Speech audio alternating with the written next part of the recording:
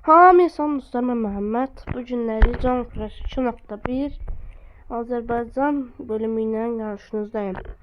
Bu gün o qədər fetih eləməyəcəm də 10 sənə fetih eləyim. Mənə də bir fetih yoxdur.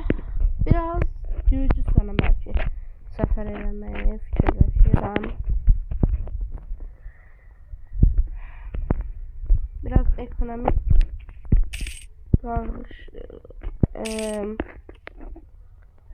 qalxış eləmək istəyirəm.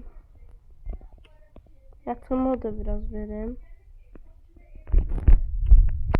Direkt savaşmayacağım zaten.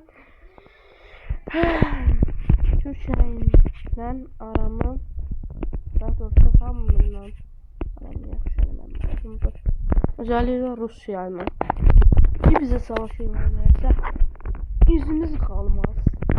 Tarihten siler.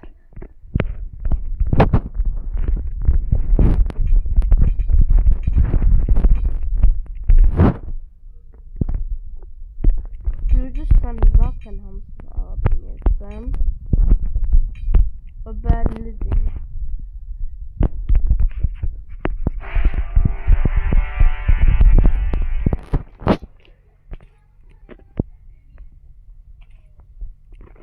Ama həqiqətən gələn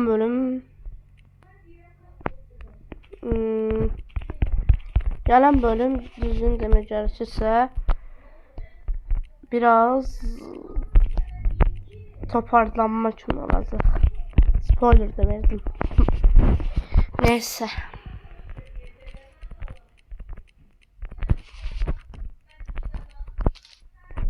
Biraz zorladı bizi de. Neyse.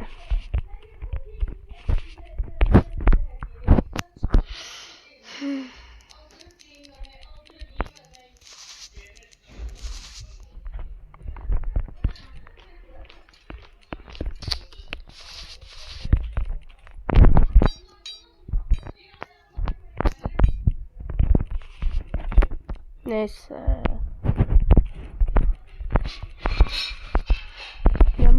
Ay. Şu anda torpaqlarımı azaddan kurtarsam yok. İşğaldan kurtarsam savaş şeyini eləyəcəm də. Aha. Dənizlə sınırlarımız olsun.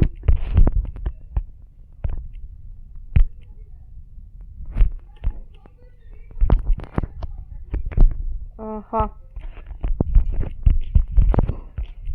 Yazdım sınavları bakıyorum. Bir de asimlemeliyim. Aha.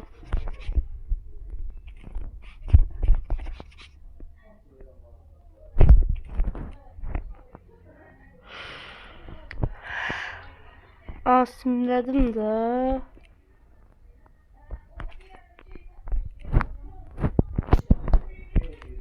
Neyse. Buraya kadar olsun. Kısa oldu. Daha neyse. Yine de işte fetih.